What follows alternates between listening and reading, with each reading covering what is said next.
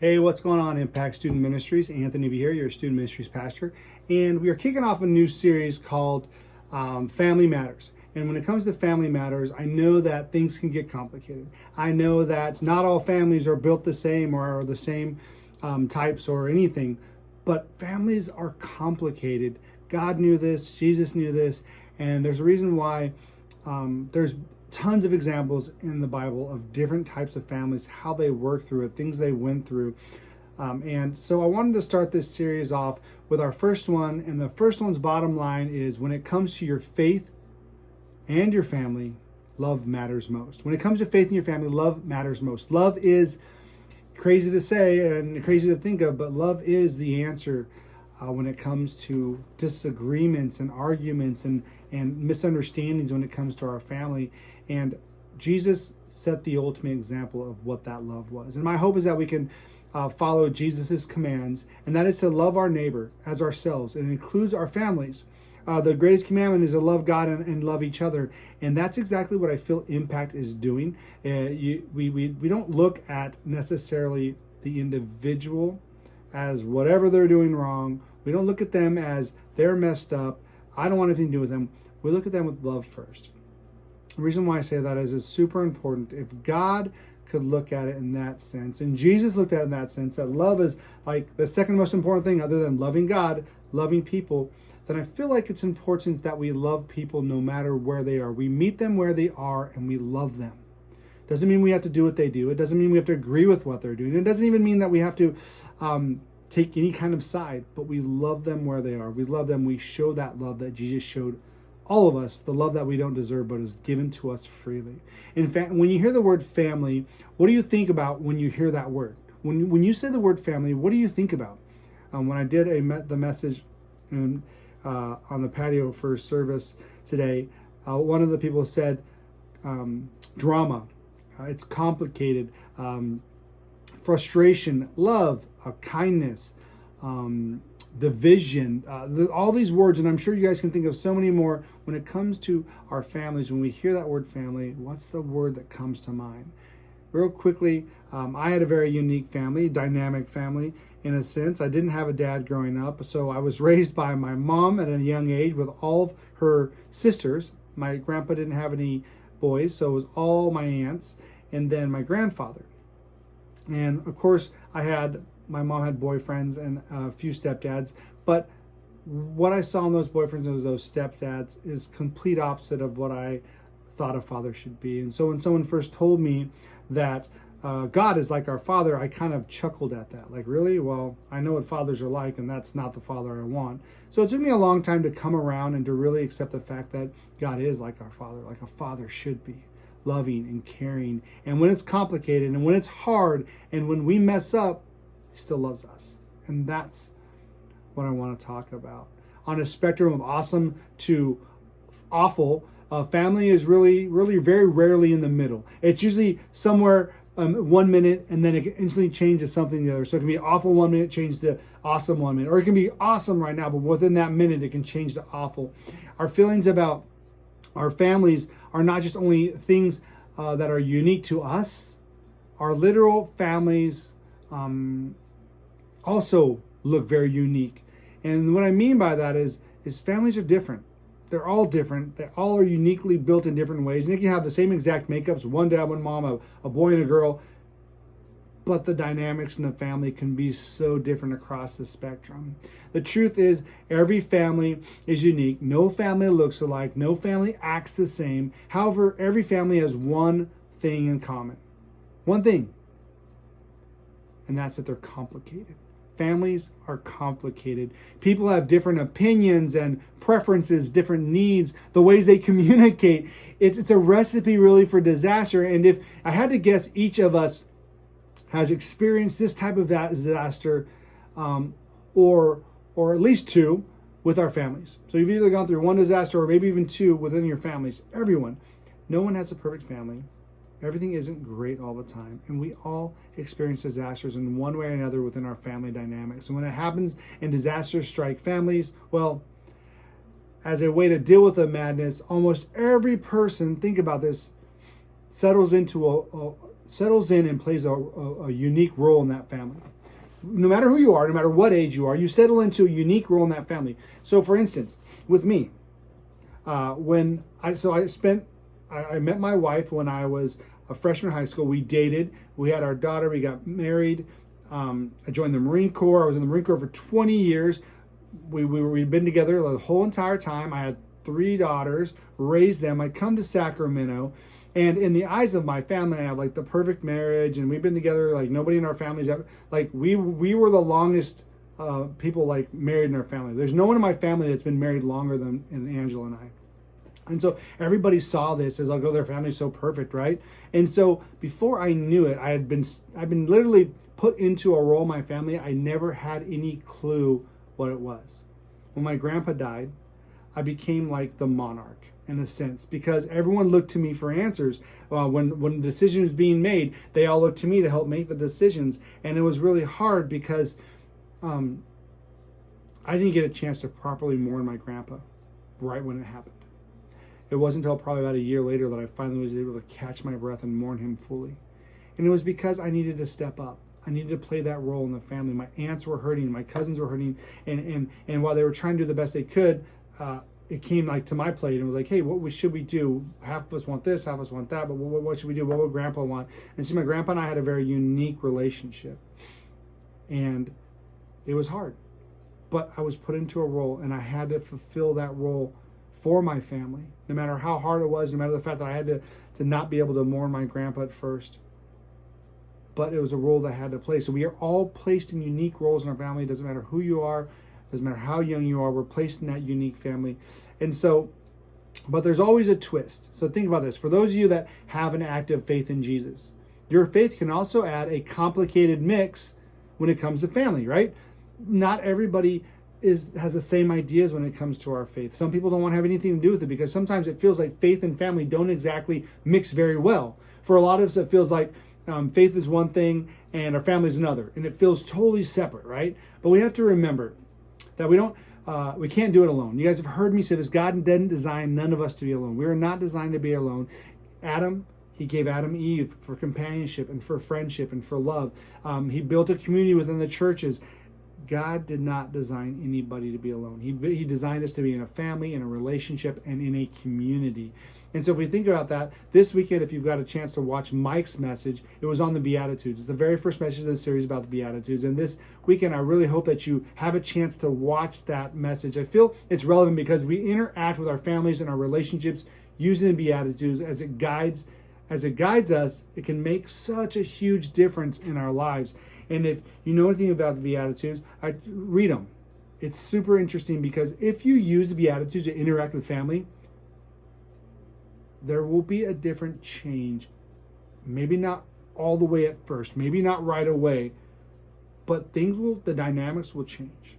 Think about it. If we are motivated by being poor in spirit and being those who mourn the effect of brokenness, and we live in a broken world right now. I don't think our world has ever been more broken than it is and divided than it is right now. I mean, I'm sure it has been, but right now in this moment, right? And being meek and those who hunger for righteousness and share mercy with others and are pure-hearted and are active peacemakers and understand we will be misunderstood but are okay with that. And not let that stop us from staying on this journey of life together. I believe we will experience His kingdom here on earth with not only other people, but with our families. And we'll be blessed because of a display of love. Love is the key. Love is the answer. And I want to look at a passage from the book of John where Jesus was with His closest friends. Friends that after spending 3 years and living and traveling together and doing everything together, they probably felt more like family than anything else to Him. See, in John 13, the last night Jesus spent on this earth, the night before He was killed, we find Jesus having a final meal with His disciples, right?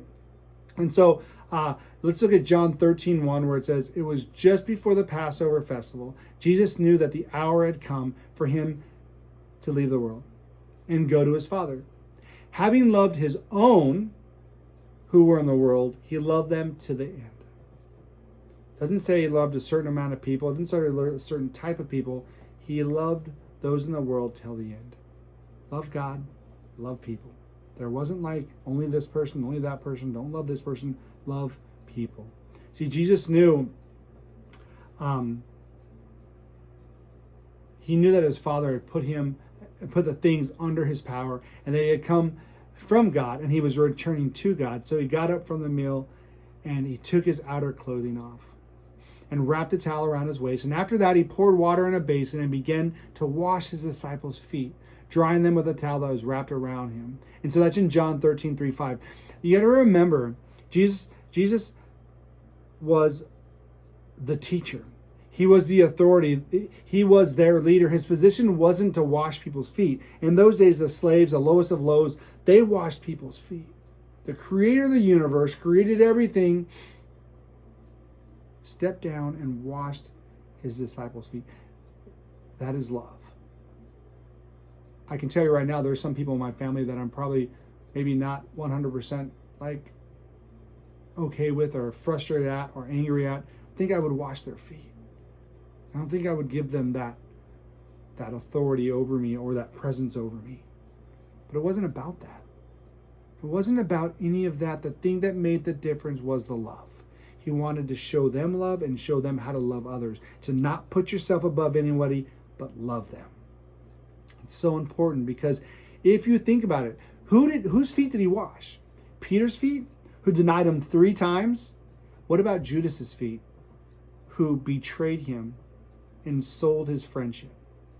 If you look at the dynamics of your family and you're all sitting at Christmas dinner, right? And you're all talking about stuff and you got this family member that's a really close family member and they deny you because of your beliefs or because of whatever you're doing. They deny they even, I don't know that person. I don't want to know them. What about a family member that betrays you and tells your secrets or has sold off something of yours of value, betrayed you more than anybody could ever betray you? How complicated do you think your family would be in those moments? See, Jesus was in those moments when he was washing their feet. He knew their betrayals. He knew what was going to happen, but yet he loved them first.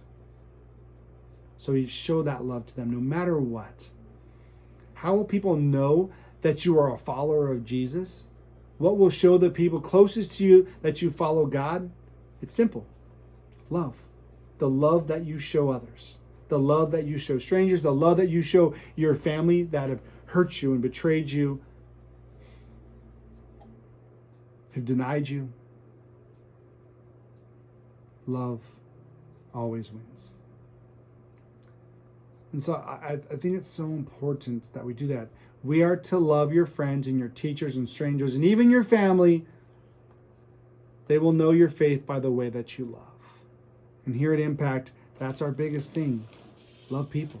Doesn't matter who you are. Doesn't matter where you come from. Doesn't matter what you're doing. We love you first. We don't have to agree with what you're doing. We don't have to join into what you're doing. But we should love you. Love is first. Love is the most important thing. Demonstrating love and difficulty can change you. It makes you more like Christ. And shouldn't the goal of what we do is to be more like Christ, right? I know that we'll never be like Christ because he was perfect and we are not perfect, but the goal is to try to emulate and try to be more like Christ. And if we are demonstrating love in the difficult times, it makes you more like Christ. God wants to use our family to do good, the good and the bad, as something that grows your ability to love. Why? Because love is what matters most. What does it look like to love in the middle of complicated family situations? The Apostle Paul wrote a letter in 1 Corinthians that tells us about love and tells us how to love and how important it is. And so in 1 Corinthians 13, 4-7, he says, love is patient and love is kind. It does not envy. It does not boast. It is not proud. It does not dishonor others. It is not self-seeking. It is not easily angered. It keeps no record of wrongs. Love does not delight in evil, but rejoices with the truth. It always protects, always trusts, always hopes, always preserves. That is love. That is the love that we should show people. That is a love that we should show our families no matter what. If you want your faith to help your family, then show them as much love as you can, because it never fails. When it comes to you and your family, love matters most. Now, I'm not saying that you should just forget the negative and hard things. I'm not saying that you allow people to take advantage of you because you're just loving them. No. You can protect yourself and still love them and show them love. And I know it sounds really nice and easy, and I know it's not. I've been there. I've done it. I'm still doing it. But trying to love this way can seem overwhelming, and I get that. So here's the way, a really good way to start, and I really want you to think about this. Which one of these applications, which one of these things in 1 Corinthians 13:4, which one of those things stands out to you? Pick one of those things and ask God to give you the power to start demonstrating that within your family. Pick one of those things from 1 Corinthians, just one, and start demonstrating that in your family. Slow is fast and fast is good. I learned that in the Marine Corps, and it sounds so weird. What do you mean slow is fast? Because if you're slow, you're not fast. But think about it. Listen to me when I say this. Slow is fast, and fast is good. Start with one and start slowly. Because if you start fast, you're going to trip. If you start fast and you don't start slowly, you're going to trip, you're going to fall, and you're going to fail. Trust me, I've done it. I've tried to use all of these concepts at once, and I failed miserably, and I'm like, oh my gosh, God, I'm doing your word, and I'm trying to do what you're saying, but I can't do this. I'm such a failure, and then I turn it on myself. Try one. Start slow, because slow is fast. When you start slow and you build on top of each other, and you do one at a time, and then the next one, and then the next one, then it becomes smooth, and smooth is fast. Start slow. Start with one, and try that, because family matters most, and love matters most. And in your families, in your friendships, in your relationships, in your communities, pick one of them, give it to God, ask Him to help you demonstrate that within your family. And like I said, I realize it sounds super easy, but I know it's not easy, especially within our families, which are super complicated. But that's why we have small groups, to a place where you can talk and process it through on our Tuesdays and Wednesdays, right? I know this may feel impossible. I get that. But imagine if your family could actually be better than they are now. And imagine if your faith could actually grow because of your family. When it comes to your faith, your family matters. And when you continue those two, love matters most. I hope that you take this message on your heart, that it softens your hearts and your minds, because God built us for community. He built us for family. He built us for relationships. And when we use the Beatitudes and we use 1 Corinthians and we use those as tools to interact with our family, you will be doing everything you can to bring peace and love and understanding to your family. Because they're complicated, they're hard, and they can be frustrating. But I know that love can fix all of those things. And I know it's not hard to show love sometimes, but when you do, things will start to change. Love no matter what. Love, love, love. Impact's motto, love God and love people. It's what Jesus said when they asked him what the greatest commandment was. Love God, love people. Guys, that's the key. And we're living in a world that has literally, I honestly believe this, we're living in a world that I feel has literally forgotten what love is. Love has become sexual, or it's become a movie thing, or what you see on TV, or Hollywood relationships, or that's the idea of what love is. We have forgotten what true love is. And I think 1 Corinthians 13:4-7 says exactly what love is and how we should interact with our family and our friends. The Beatitudes that Mike talked about this weekend, I think is exactly what love is supposed to be done, to be motivated and to interact with each other in those things. We're living in a broken world, guys. And I pray and hope that ISM, Impact Student Ministries, and that Impact can be a beacon of love in this broken, crazy world. And it starts with you guys, and it starts with me, and it starts with our church, and it starts with our families. Love is contagious, but it's the right love that's contagious that makes the difference. And I know each and every one you can make that difference. So I challenge you. 1 Corinthians 1 Corinthians 13, 4 through 7. Pick one and start with that one, demonstrating it inside of your families. You guys have a great weekend. Don't forget that we are meeting back here once again on Tuesdays and Wednesdays outside on the patio. If the numbers are good and nobody's in the worship center, we go in there. Obviously, we're still using all the safety precautions as we're supposed to do, mandated by the government. So we're doing all that, but we are meeting on campus 6 p.m. to 8 p.m. Tuesdays for our 7th and 8th grade, Wednesdays for our 9th through 12th, right out here for midweek for our students. Please show up, come hang out with your leaders, your friends, your peers once again, as well as don't forget we're doing the patio every Sunday, the patio message for the gathering. Tell your parents, tell your family, tell your friends, come hang out, and then look for the pop-ups, because there'll be pop-ups, and I want to see students going to these pop-ups with their parents. It gives me a chance to see you guys, and all the other leaders that go to those see you guys too. You guys take care. You have a great, great week, and if you need anything, once again, Anthony V at impact.cc. Don't forget to subscribe below, and you guys have a great one. Love you. Take care of yourselves. Take care of your families. Love your families, and I'll talk to you real soon. Bye-bye.